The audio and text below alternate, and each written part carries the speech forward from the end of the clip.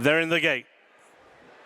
And they're off to a picture-perfect start. It's a Virgin Bet Celebration Mile Group 2, and through the early stages, a contested lead with Jonquil, Keane. Along the outside is Saqqara Sands. To the rail is Persica, and right up there is Make Me King, as four of them have vied for early supremacy. Ice Max does not get involved in the early skirmishing, drops back into fifth, and so too Ariseg, who's right at the back of the field, ridden cold by Jamie Spencer. They race on now towards the turn, and it's Persica against the rail with head bowed, keen to get on with things. The hands of Sean Levy. Around the outside is Make Me King, who races in second. A good trip through against the rail for Ice Max, who's gained ground against the rail and now taken third. Saqqara Sands in fourth. Jonquil up there prominent early, drops back to fifth and just been niggled along, and Ariseg still at the back of the field. They make the turn in and they go through halfway in the 58th running of the Celebration Mile, and Make Me King already strikes and goes on. Make Me King goes on by about 2 lengths to Saqqara Sands, racing up on the outside of Persica. Then Ice Max, who got into a pocket towards the outside.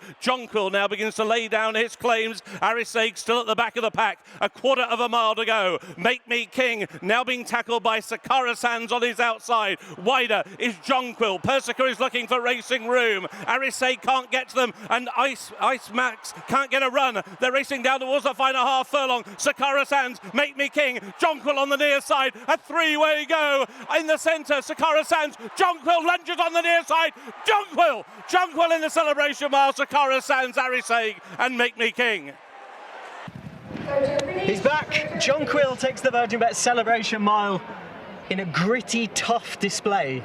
If ever you wanted a steer of exactly which way this horse is going, Steve, that was a step right back in the right direction, because he's had to get down and dirty to win the Celebration Mile. He really has. It was a really interesting race. It was an odd race. It was. There was no obvious pace, as it turned out. Persica looked like he wasn't enjoying being in front, and then took a pull when Make Me King, who realised I think they probably weren't going fast enough for him, went on. But it meant for a muddling race. There was unlucky horses in the race. Ice Max didn't get much run. He got no one at all. About 3 out, and not certainly would have won, but it didn't. Ariseg was probably a bit further back than ideal in the way the race panned out. And Jonquil, to be fair though, whatever else he showed today, he showed his heart still in it. Yeah, absolutely. Let's take it back to the start. He broke well enough, only fairly. He wasn't going to be involved in the early pace battle. That was Persica, who wanted to go a little bit quicker than Sean Levy would allow. And Make Me King under Danny Soddo, who's racing exuberantly, but I don't think he's doing too much. No, and I think he took the view that he might settle better in front. I think he was doing a bit much for the first 2 furlongs. He tried to get him settled, but once Persica, it almost slowed it down, turning for home. I think it was the right thing. Danny thought, well, I might as well make my own money. I won at Pontefract, for heaven's sake, over a mile. I don't want it to be a cruel. For whatever reason, Persica, I don't think ran his race, and he can be a little bit like that. Saqqara Sands settled beautifully, got the mile well, nearly won. Ran a really, really good race, but in the end, the winner, who had come under a little bit of riding, about 3 out, came back on the bridle, and in the end, had a good attitude to win. There's the key point of the race. Make Me King setting his stall out fairly early enough to start bringing horses who were a little bit further back into the contest. Saqqara Sands is going to have first crack, and Jonquil is tracking. But I think in Make Me King's riders event, I think he had to do that, having won he's not going to win a sprint, which is what it depends on his own. He set himself at home 3 out. You're right. He then drew the closers into it.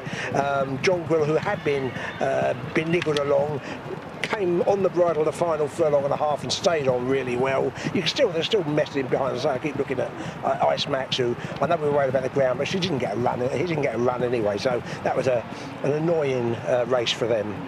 Ariseg has closed off really well. It has. In a way, it is job done. I mean, there's black type on offer. She was a filly who needs that for her profile of her next career. Yeah, and she's got a clear run today. She was maybe a little bit further back than ideal, the way the race panned out. Not meant as a criticism, but she just was, because they didn't go very fast. But she's run really well, probably on figures right up to her best. The unlucky horse of the race, definitely, in terms of the unfortunate horse of the race anyway, is Ice Max, who didn't get a run at all and finished with running left. Yes, completely agree. You can just see our winner, Jonquil, just sticking his head into the equation at this point. But it was far from a foregone conclusion at this point. Saqqara Sands has stayed every inch of this. I think that's absolutely fair to say. Yeah. She's just bumped into a horse who had shown his best, the best form of the season, went over a really true test over the mile in the Poulain. Yeah, I think they were just, and I think the move by the third to quicken the pace up was definitely what Jonquil needed. I think he showed that in the Commonwealth Cup that he's not a sprinter. He's a horse who gets a mile well. In future, if anything, he's hit over a slightly further rather than over slightly shorter. So Jonquil walking into the winners' enclosure, Angus, in the Virgin Bet Celebration Mile. I'm sure you're going to give us a steer on exactly what the race is, how it panned out according to the figures, and I'd be very interested to hear.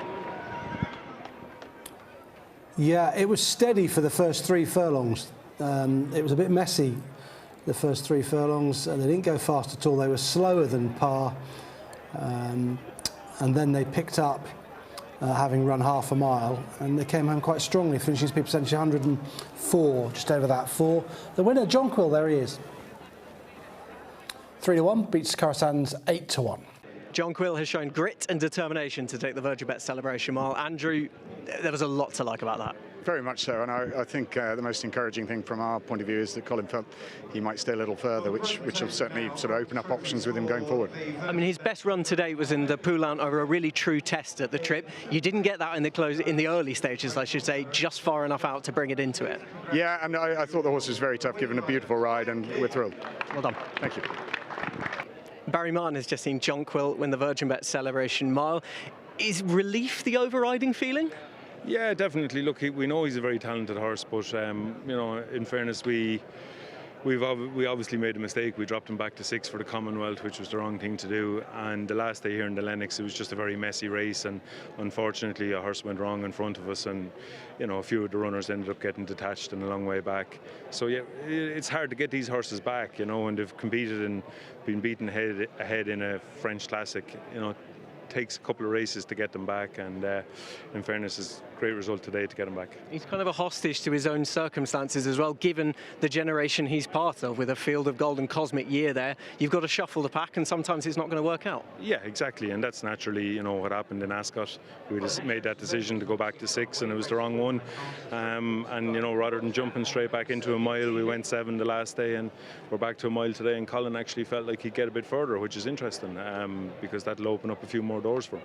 Any particular targets spring to mind initially? Not yet, no. We just had a brief discussion there, and we'll sit down with the owners in a week's time and see what they'd like to do. But the fact that we have the option of going 9 or 10, it'll just give us a few more options. We certainly will.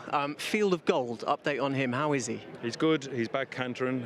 He's probably done 7 or 8 days cantering now, and John and Thady are happy with him. He's had no setbacks. He hasn't started faster work yet, and probably won't for another couple of weeks. So he's in good form, and hopefully he'll stay in one piece between now and the end of the season, and we'll get him back on track. And any update on where we might see Cosmic Year next? Not at the minute. We were sort of toying with the idea of the Park Stakes. We wanted to go to the City of York yesterday, and unfortunately he got a bruised foot earlier in the week, so it caused him to miss a few days. So we'll probably aim for the Park Stakes. Looks to be the logical plan. Well done here. Thank you. Cheers. All right, thanks very much. Bye. Watch live racing now on racingtv.com.